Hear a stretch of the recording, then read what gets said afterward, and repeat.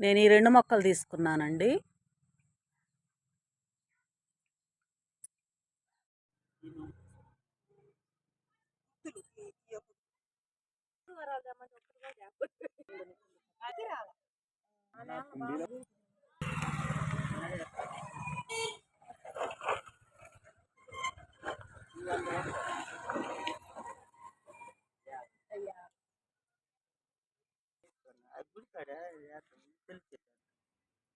ఇంకొక కలర్ ఉందా? అయిపోయింది. పత్తి మందారం ఈసారి నాకు కూడా కావాలి, తీసుకురండి. అది కాదు, బాగుంటాయి, రంగులన్నీ బాగుంటాయి చెట్లు.